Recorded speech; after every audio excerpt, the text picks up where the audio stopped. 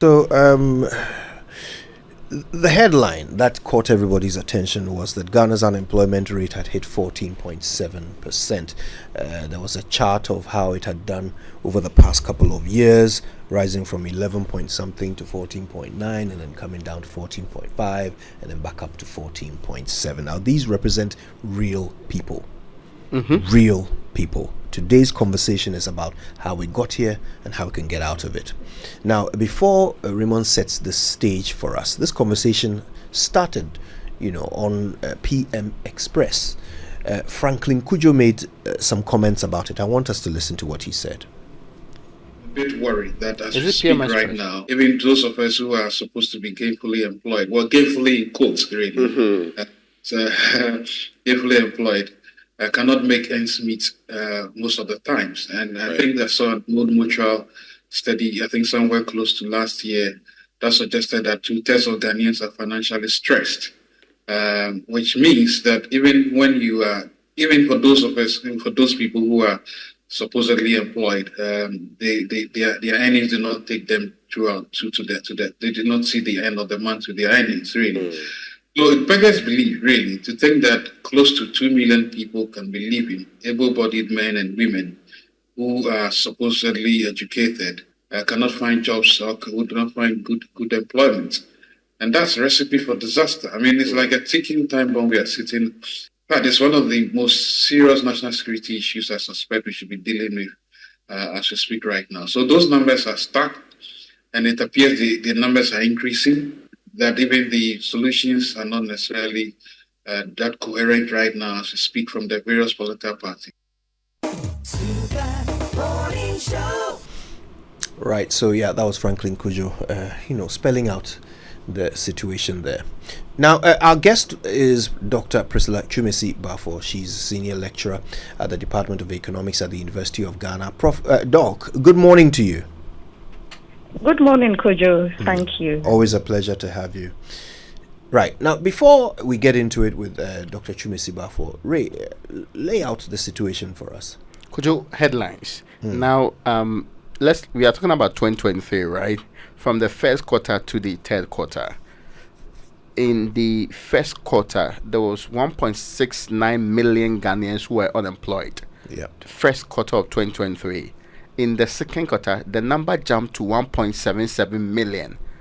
This is not percentage, this is actual numbers. So from 1.69 million in the first quarter to 1.77 million in the second quarter. And by the third quarter, there were 1.85 million Ghanaians who were unemployed.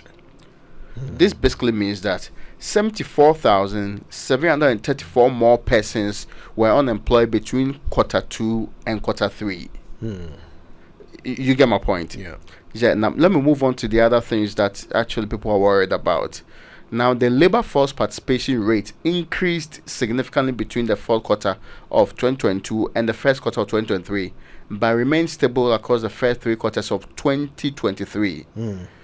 Consistently, the ability of the labor market to absorb or accommodate individuals seeking employment, that's the absorption rate, increased from the second quarter of 2022 to the third quarter of 2023.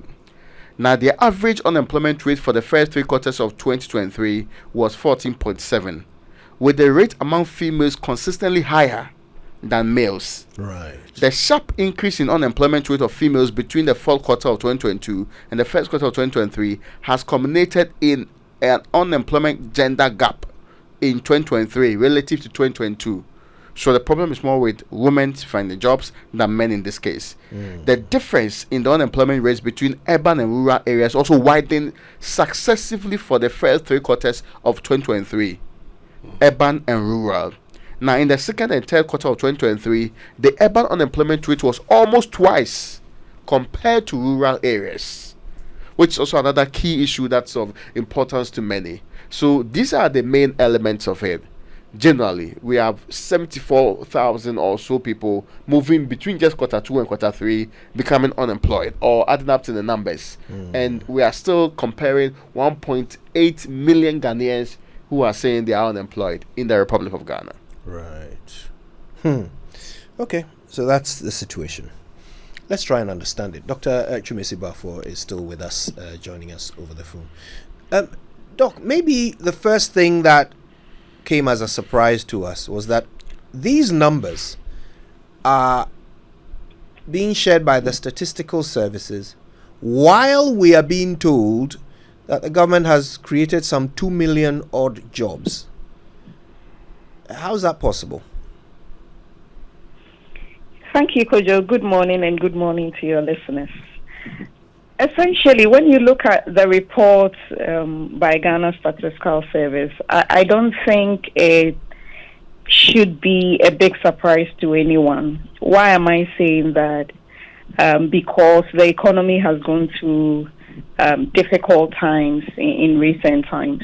When you look at the pattern of growth since 2020, you can tell that the economy, it's not back to where it was before.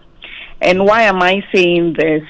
Employment is the outcome of productive activities in the economy. Right. So if productive activities face challenges, then certainly it's not surprising that the ability to generate employment opportunities for people becomes hampered in a way. So that said, I believe that the issue of unemployment, I must also at this point commend the Ghana Statistical Service for the rapid publication of these statistics. Before the AHES publication, it was basically the Ghana Living Standard Survey. We took about 4 or 5 years to publish, but now at least this is a good gauge which serves as a good indicator for public policymakers to keep an eye on it for relevant interventions to avert the situation we find, really. So let's talk about the visible effects of such a leap in our unemployment rate. What are the signs in our economy that our unemployment rate is going up? So, Kojo, as I said, even before the economy took a huge dip, we knew that the growth we were observing were not employment-generating growth. And so essentially all the time we talk about the need to look at the structure of the economy. Why is that? If you find that the economy is growing, but for instance, non-oil growth is not performing well, then it's an indicator that you struggle to generate jobs. Our economy has not grown in the way we expect, for example, for industry to be the lead in the growth process. So you find that the growth we observe is service-led growth. But even with this, when you look at the individual sectors, for example, between 2020 and 2022, you find that the average growth rate, 2020 to 2023, the average growth rate for the agricultural sector was 7.2%. Industry grew at 0.4%. And the service sector grew at 5.6%. If we are concentrating on employment generation, and here when you talk about employment, looking at generation of decent jobs, then our eyes should be on the industrial sector, the manufacturing sector, which generates decent jobs for your low to medium skilled individuals. But that essentially is not what you find. And so it is not surprising that employment generation, when you look at the absorption capacity of the economy, for example, is quite low compared to the labor force participation rate. It's not surprising, honestly. Well, I mean, that is troublesome then, because we keep hearing that we've turned the corner. We keep being told some promising macroeconomic figures, but this is not translating into jobs. So what does this mean for the reality of this recovery for the average Ghanaian? I mean, how long before the average Ghanaian turns the corner? Right. I believe that the conversation of turning the corner is really about macroeconomic stability because of the challenges the economy has gone through since 2020. And so I don't think that if anybody says the economy is turning the corner, the issue is about the fact that the economy is generating productive jobs. It is about the economy having a hang on inflation rate, for example. We know that inflation rate is still quite high, 23%. The depreciation of the currency is relatively stable. Other indicators are showing signs of positive recovery. But that said, the question is, even before the economy experienced these challenges, what was the position of employment generation? I think those are quite some of the issues we should interrogate. And even before that, there were challenges with employment generation because of the nature of the growth we observed. And so for me, I think that the conversation should be, what are policy makers doing in terms of investing in appropriate structural transformation where the growth becomes employment generating for the many people that the economy is churning out yearly as they join the labor market. Right.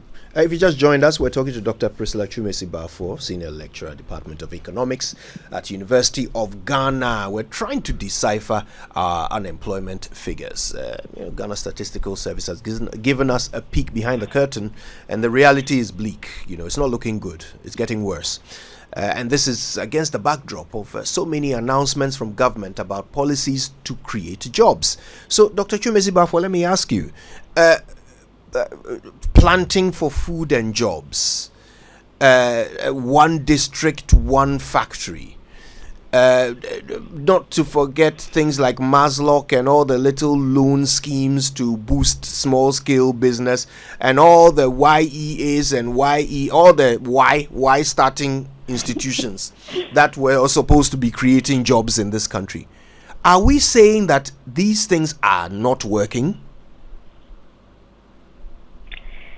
Kojo, essentially, I will not say that they are not working, but perhaps the effect has been minimal. Why am I saying that? If you want to look at the impact of planting for food and jobs, for instance, we would have to track the performance of the agricultural sector. And if you look at the growth performance of the agricultural sector, I think in recent times it is the sector that has really held the economy, because when you look at, even in 2020, the sector grew by 7.2, when the industrial sector grew by negative 2.5 and the service sector grew by 0.7. So in tracking these, for instance, if you are looking at the impact of Maslock, we would expect that these would be equipping young entrepreneurs, existing entrepreneurs with the opportunity, giving them soft loans to be able to be productive. In as much as we do not see important turnaround in the performance of the industrial sector, the manufacturing sector, subsector, and even to a large extent the service sector, you find that some of these interventions have, at best, their impact have been very minimal. So now let's start looking at what ought to be done to solve the problem. These are the things government has proposed in order to tackle unemployment. As you have identified, the effects have been minimal. What should they be doing instead? Right. So the issue is, when you talk about the employment situation, employment is an outcome variable between demand and supply. So on the demand side, for example, why do people demand, firms demand workers for productive activity? So what is happening to productive activity? Those are the questions. For example, if you look at the cost of credit now, it's about 30% and beyond. Inflation rate is still quite elevated, and the measures that are used to control inflation also results in the high cost of credit, the cost of doing business, in terms of infrastructural support, loan support for small and medium-sized enterprises to help them grow to generate jobs. These are factors, and to a large extent, the import dependence of the economy. If you ask me, we keep talking about the need to develop strong value chain around the agricultural sector. There is still a lot of work that needs to be done, because the fact that we import a lot of the food items we consume here means that we are generating employment for others. When people import tons of containers of rice, tin tomatoes, and all others, what is the maximum number of jobs that these activities can generate? It is just jobs around the distribution. But the majority of the jobs that should come from the production process, we lose it because we are not doing the production domestically. And it is all because the production environment is not conducive. People face real challenges when they move into productive activities. Regulation is not too supportive of production. When you interview firm owners, they have so many problems, issues of taxation, issues of regulation, infrastructure, basic amenities. So really, it is not an issue that can be easily fixed.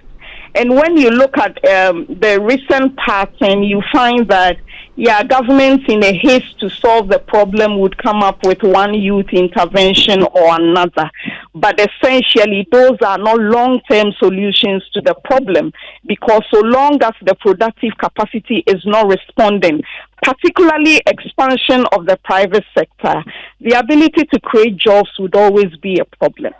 And even in this job conversation, we know that if we are to interrogate the kinds of jobs that people are doing, then you find that the statistics would even be dire.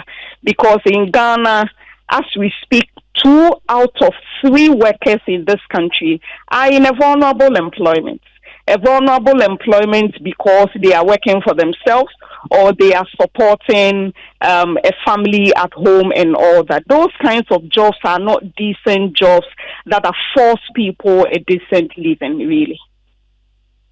All right, Dr. Priscilla Twumasi Baffour, I'm going to ask you to be categorical for me. We've heard from at least 2 of those seeking to be president next year their plan to reinvigorate the economy. Former President Mahama talks about the 24-hour economy. Dr. Bawumia has a 70-point plan to restore our economy. Tell us, which of these do you see more jobs in? Kojo, to be honest, I must say that I have not interrogated the issues. I have heard snippets of it in the media and all that. But for any proposed intervention towards solving these problems, we have to look at what the solutions are in terms of tackling the challenges of the productive sector in the economy. What is the intervention doing in terms of removing the challenges that small and medium-sized enterprises face in this country? What is the proposed policy doing about also in terms of the supply side, the education, training, and skills of the people that are moving into the labor market? We know that technology is changing the way production is organized. And so for that matter, for any proposed policy intervention, it has to be intentional about lifting the barriers to production and equipping people in the labor market with the requisite skills in terms of digital skills, soft skills, and all the relevant skills that the changing labor market requires in this economy. I think that will be my position. Right. Well, before you leave us, I mean, Doc, you're a voter as well. So as, you know, all these people line up to ask for your vote in the area of employment, summarize for us what you will expect someone who will be a good choice for president to say about their plan to tackle unemployment in Ghana.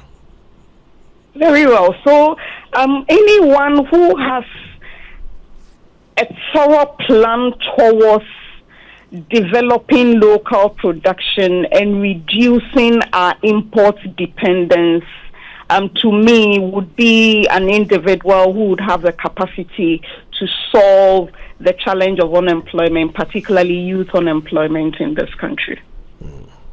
I don't think you could have put it any more simply. Thank you so much, Dr. Priscilla Twumasi Baffour. Thank you very much, Kojo. Indeed. Dr. Twumasi Baffour is a senior lecturer at the Department of Economics at the University of Ghana. And she's broken it down, right?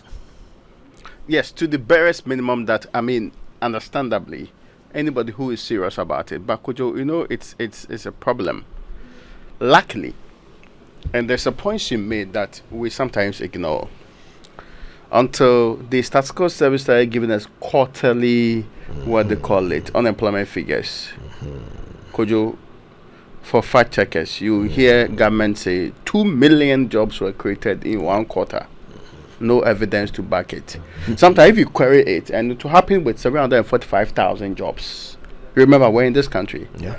When you query it more, they say, oh, we gave support to farmers. We're hoping that each farmer would employ 2 or 3 more people. Yeah. And the hope transmogrified into figures. Yes. And then it became additional numbers added to the farms. So the other time we asked, publish the names of the people who have been employed in the 745,000. That is when all of these difficulties came in. Yeah. But if you really employ people, you don't have to create scenarios of employment. You don't have to use estimations and calculations to determine whether or not the person is employed. Because employment certainly must come with some other things you would know about. Yeah. Of course, in our system where there's a huge informal sector, which makes it sometimes difficult to see whether or not the person is paying SNIT for the workers in the farm, or they are paying SNIT for those workers on the market, some of these issues would arrive. But it is brought us, and Professor Nima and Co., they brought us something reasonable to estimate, at least after every year. We know last year's figures and we know what we can rely on, which also meant that any serious government purporting or pretending to be creating employment would know whether or not your unemployment situation is getting worse or improving by the day. Yeah. So you're not flying blind. So you're not just out there because government there, sometimes we do things without what they call data. But now we have the data to be able to estimate properly and project into the future properly. My only difficulty, for example, when the statistic says that Accra and Kumasi have serious issues with unemployment, when the statistics actually elevates that and also puts in the problem with, and vulnerable employment has been a problem for a very long time, it should be shocking to us that 2/3 of our people are in vulnerable employment. That means there are no real safeguards in the employment that they are having. So, in all fairness, we are not giving the kind of jobs, even the jobs that we are giving to people, are not the kind of jobs we should be giving, or the system that should be providing the jobs in the first place. Then you ask yourself that big question: what happens to all the interventions? But we can all dilate it, right? We can all put it together and show you. In 2011, the Social Services Network did some work on employment programs that we are put in place. You'll be shocked. It will not be different from what we are talking about today. Yeah. That were just mere interventions meant to do 1 or 2 things within 2 years, mostly close to elections, create the illusion that we are solving a problem, and yet the bigger problem of not getting jobs for our people persists. If you want to know that a country has jobs for its people, one of the clearest signs, and somebody told me in the UK, is that a guy who leaves high school can walk into any of the retail big companies and say, I want to work for you. They say, bring a CV. Sometimes sit down, let's do an interview. You get recruited that day and start working, let's say, in Tesco or any of the other alternatives. How many of the Tesco equivalents do you have in this country? So immediately tells you that fundamentally, alternative to that, they could go to DHL or any of the manufacturing units and get on to do work that gets them recruited. They don't appear with a long CV. They don't go with all of the other qualifications we expect the university graduates to also have. Yeah. But they can actually get jobs to do in these units. Until those ones are clear in your economy, at the lowest level, there is no way you can convince anybody that you are creating jobs and it's in abundance and the kind of jobs that they want. I mean, finally, a mismatch, right? It's not shocking that one of the tax reliefs we have in this country is for those who employ fresh graduates. Is it that businesses do not know that you get to actually have some relief if you just employ fresh graduates? In fact, if it's a certain percentage of your employment force, you get higher, what they call it, tax relief for it. Is it that they don't know? Is it that it's not enough? Or is it that they just do not think that that's the right way to go when it comes to employment? So we need to rethink it in a way that makes a lot of sense. And unfortunately, I just keep hearing people throwing around figures, slogans and all of that, not going to the core of the problem and telling us how they are going to grow this economy in ways that will not be jobless growth, but it will be real growth so that we can all benefit from it and people can live meaningful lives.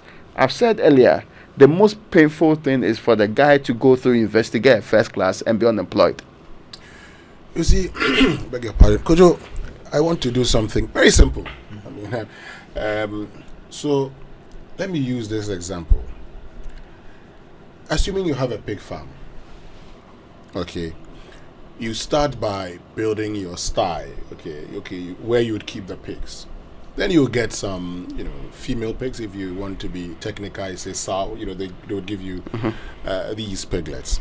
Now, when you start with a very small farm, you'd have one person. Now, as you expand, Raymond, you would need 2, 3, or 4 persons. Yeah.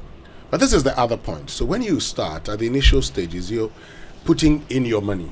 Or maybe you say, I want to go for a facility, which is a very difficult thing to do in this part of our world. That's true. But if you're lucky, and so you're not going to start by saying, I'm going to use the farm to get a facility. It's very difficult. So a lot of people will probably go for a facility, a personal loan, and will use part of it in actually establishing this farm. Right. I want to build a point right from the beginning. And I'll conclude by telling you the problems we face here.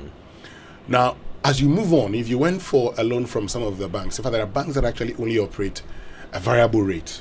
So you cannot go for a fixed interest rate. Yeah. And so if you went for a loan at the time where banks were running promotions and they gave you a loan at, say, 21 or 22%, and it got to the point where the economy was very terrible, and so those lending rates increased to 35%. Now, what would happen to you is that your interest payments automatically increase by almost about 70%. Yes. Think about that. Now, how do you then sustain the farm? Because you're supposed to be, working on the farm with your own funds. It's either you decide to close it down, or maybe you get an investor, somebody who will come in and support you. Yeah. Or you probably may want to sell some of the animals, which may be very young, and so will not bring you a lot of money. When you sell these animals at a very early age, what that would mean is that you no longer would have a lot of animals, and so may not need 2 or 3 persons. Okay? Because you started with one person, Raymond. Yep. Now that you've decided to, sell the animals, you're probably getting back to how you started. And so you tell one person, okay, I'm sorry, I cannot continue paying you. Or because if I keep you here, you will not be doing anything. So how about you step aside? When I get money, or when the farm expands where I need another hand, then I would call you. What's the simple point I'm trying to make? The simple point I'm trying to make is that the cost of doing business in this country is so high. Yeah. It's very high. Yeah. And so if I want to, reduce my cost of doing business, I look at my cost of production. I say, where do I cut, for instance? There's certain things that you cannot do anything about, the materials, for instance. And so you look at the persons involved, you look at the processes and say, well, I can no longer continue this way. I probably may do a few things. Let me give you another example. Look, if you produce sachet water or bottled water, what are you going to do? The cost of water is the same. Okay? if the if the sachet price increases, you'd have to increase. If the distribution cost increases, you'd have to take a few decisions here and there. Yeah. Okay, do I take it over myself? But sometimes in taking it over yourself, it means that you also would have to buy a few things. Do you have money to buy them? If I don't have money to buy them, it means I would have to look for money and buy it. If I look for money and buy it, how am I going to pay for that money? I can only pay by making it the debt of the business. And how do I pay the business's debt? I pay the business's debt by making profits and using part of it to pay, or by making income. How do I generate that income? I probably may look at you and say, well, I need to increase it. You need to pay some more. This is the point for me. Cost of credit in this country is so high that it's a huge disincentive to business. Exorbitantly high. Yes, it's a huge disincentive to doing business. Look, so today, if I ask you to come for a loan at 20% to do business in this country, how many people can take a loan of 20%, do business and expand? I started with you with just showing the simple thing about a farm. That as the farm expands, you need more hands. And if the farm contracts, you'd have to lay off workers. That's how businesses work. But you see, the whole idea of incentivizing is that we want to ensure that businesses grow, businesses expand. Because you cannot expand and be wicked to say, I'll keep the same people in the business. You can decide to let them work for long hours, but if they do work for long hours over a certain period of time, they're going to break down, and you may have to replace them by bringing in additional hands. So what you do is actually to consider even running a shift, consider bringing more people on board, and that's how we do it. Unfortunately for us, the same cannot be said about Ghanaian businesses. The muscle that you talked about, soft loans, how many people deserve these soft loans? And so here we are, sadly, talking about incentives. The tabletop soft loans. Tabletop soft loans. That is given during elections. Yes, here we are predominantly in people's constituencies. Look, here we are talking about soft loans, but people don't get these soft loans. And so you're talking about the need to expand, the need for businesses to grow.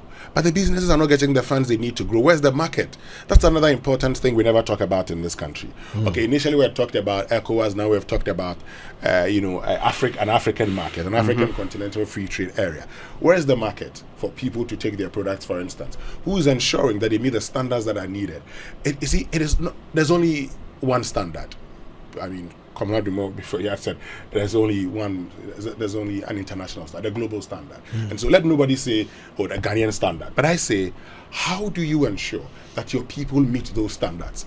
It is not okay saying that, we've signed on to AFTA and that's the end of the world.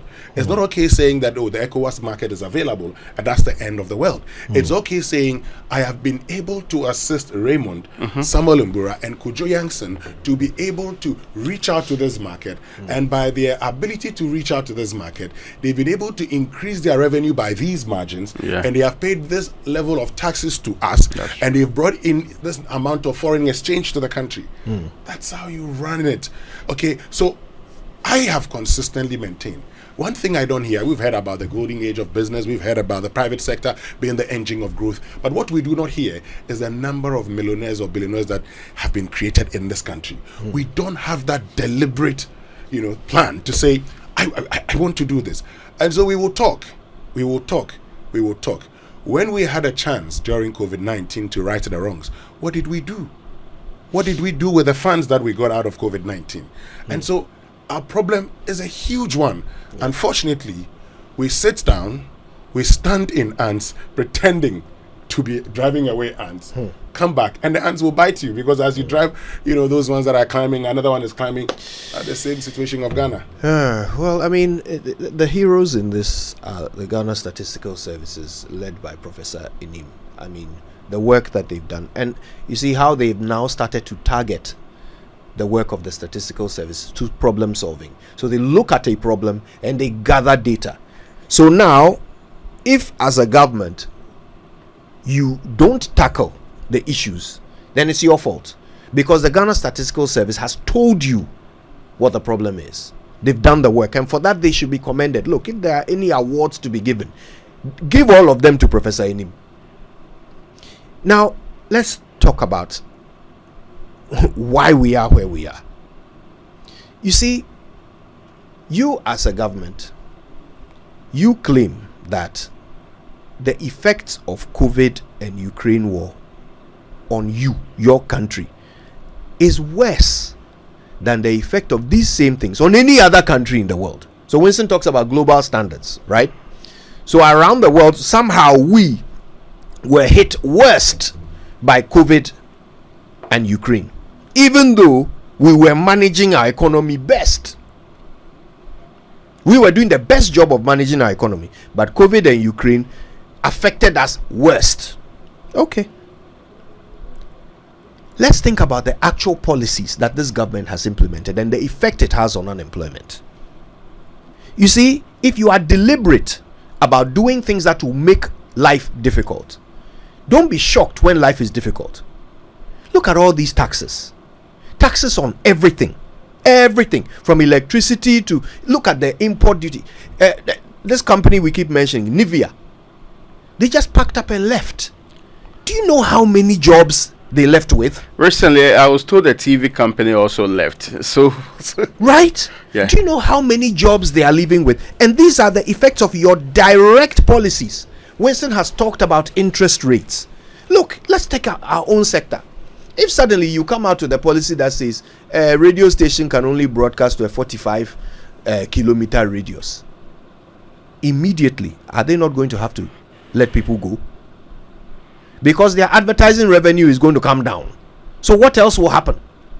So if you are implementing policies that are going to directly affect people's ability to employ, why are you shocked that unemployment is going up? Then rather you come and tell us that you've employed 2 million people. Well, now the Ghana Statistical Service has told you the reality of the situation.